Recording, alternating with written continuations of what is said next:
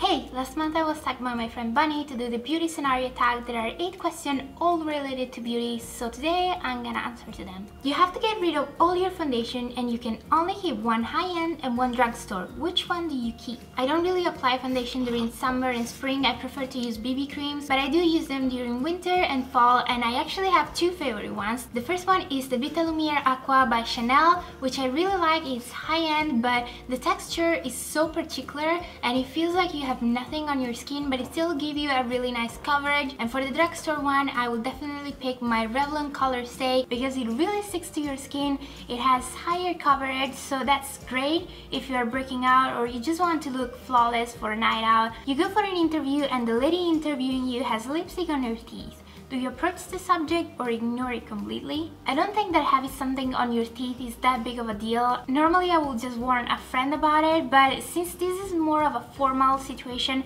I don't think that I will actually tell her, because if I do, I think that it would just become weird and awkward, so I would rather prefer to avoid that. And honestly, I wouldn't even be bothered by it because I will be more focused on listening what she actually has to say than staring at her teeth. You're not feeling yourself and need a pick-me-up. Which lipstick do you put on to make yourself feel beautiful? I would definitely just put on my favorite lipstick. It has been for a year now and I just really love it. It's by the brand Makeup Forever and it's in the shade Rouge Artist Intense 22, and I just think that it's a very pretty nude shade that really works with my skin tone. Actually, I'm going crazy about it because I think I ran out of all the ones that I bought and I don't know where I can buy them in UK because I got them from USA and now I don't have them anymore. So if you know where I can get it here, just please let me know. You go back in time for a day to your teenage years. How would you do your hair and makeup differently? This is pretty easy. When I was younger, I used to put on a lot of blush and I would just think that it was the prettiest thing ever, but it really wasn't. It looked ridiculous,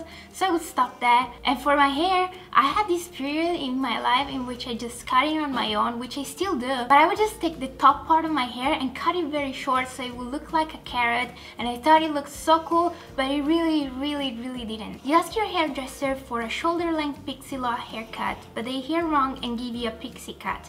Do you A. Smile, say thank you, leave and call your mom hysterical, B. Cry in the chair and things get awkward, or C. Complain to the manager and demand a refund? This actually happened to me in the past and I definitely know how I would react. I would just smile, saying thank you, that it's okay, I don't mind it, then I would just walk off quietly and cry as soon as I get back home.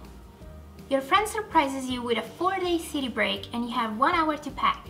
Which do-it-all palette do you pack in your makeup bag? Every single time I travel, I always make sure that I pack my trusty Naked palette. Is the basic one, so it's a bit smaller, it's very compact. It has 6 different shades and I usually tend to only use the lightest ones, but I really like it because it kind of gives you the chance to try out a ton of different looks with just 6 shades. Your house has been robbed, don't worry, everyone is safe, but your beauty stash has been raided.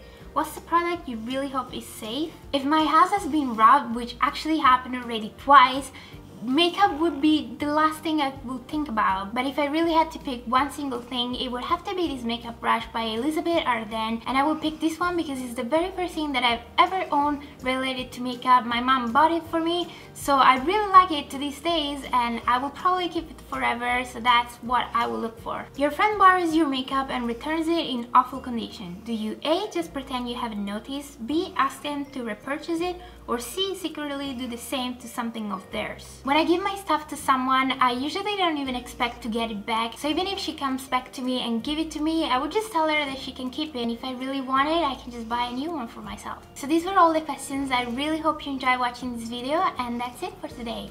Bye! Thanks for watching!